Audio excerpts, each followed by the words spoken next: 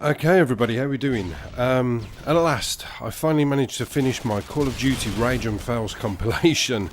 After long last, my god, that thing has been sitting there on my Vegas for a long time. And do you know what, to be fair, there was I wanted to get that finished about 2 months ago. It probably would have been ready to be done about 2 months ago. I think I sent a message over Twitter to kind of try and whet everybody's appetite, and I said, oh, tomorrow, Rage and Fails coming up. I think it's episode 5. Was it episode 4 or 5? Episode 4, wasn't it? And, I sent it out there to try and get the momentum going for it. And what actually happened was, the thing is with the live Rage and Fails compilation is that because it takes up so many different pieces of footage, some of it is not just clips, some of it is actual full-length or two-length long gameplays, and I need to kind of sift through and associate the correct audio with the correct bit of footage. It can take up a hell of a lot of memory, and that was what the initial issue was. I was taking up so much memory. When it came to actually recording other things, I was having to delete things as I was going if they weren't really up to standard. And I kind of found that my computer was really slowing up, even though I bought all these external hard drives and everything else. Those are kind of being taken up now. So I was having a little sift through and I was deleting some bits and pieces, and what happened was, I actually know that I deleted something that was in my Vegas.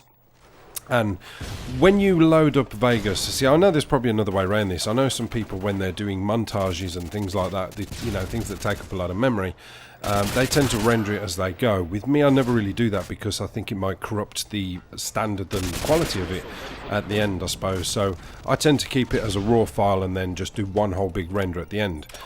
What actually happened with this was, like I say, there was so much footage there and I deleted it. And Vegas pops up and it's so annoying. You look at it and you go into your title of it and you think, right, let's carry on where I left off, and then all of a sudden it comes up and it says none of the associated files can be listed in blah blah blah, something or other, and that just basically means you fucked up, Holmes, you fucked up. And I was like, man, what did I lose? And I had to go through all of my different pieces of footage, all the different titles, and try and figure out what it was. And what I'd actually deleted, and I was really annoyed that it was this, was there was a bit of footage of Riley, and I think it was on, is it Prison Break? I think it's Prison Break. No, that's the program. Prison Break. I'm going to call it Prison Break.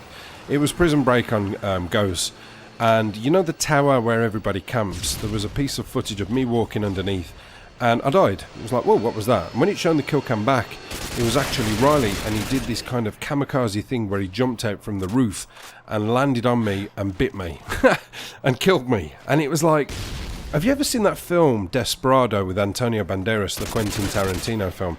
It reminded me of a little clip of that towards the end where the two brothers come in and decide to cause mayhem in the whole Mexican village. And there's one of the guys who's one of the bad guys, and he's standing on this ledge and he starts getting shot. He's got two guns in, one gun in each hand, and he starts getting shot and he's practically on the brink of death. And as a last-ditch attempt at getting a kill, he knows he's going to die. He just decides to jump to his doom and start shooting in midair as he jumps and just crashes and dies. It kind of reminded me of that. It was like Riley just thought, fuck this, I'm just going to go down. If I'm going to go down, I'm going to go down guns blazing.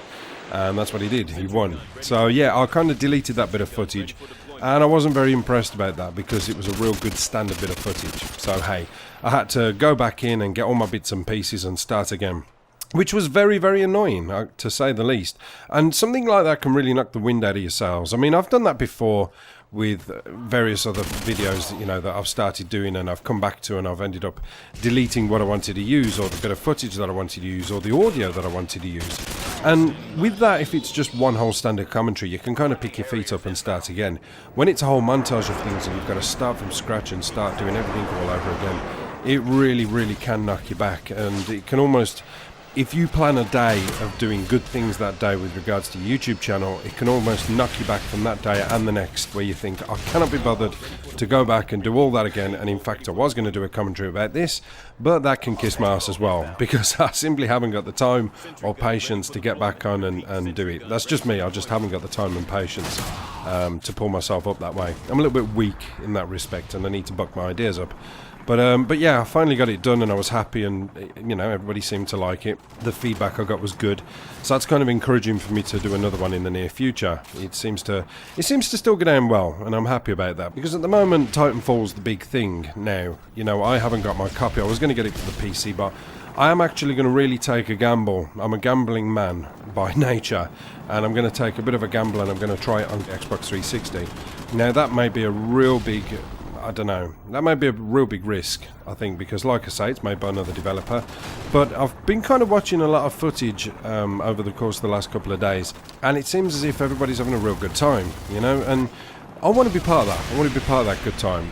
Look, I don't mind playing Call of Duty. I'm still kind of enjoying Call of Duty, and it still brings good gameplays, and it still brings a few laughs here and there. You know, at the end of the day, I don't pride myself on being too much of a serious channel.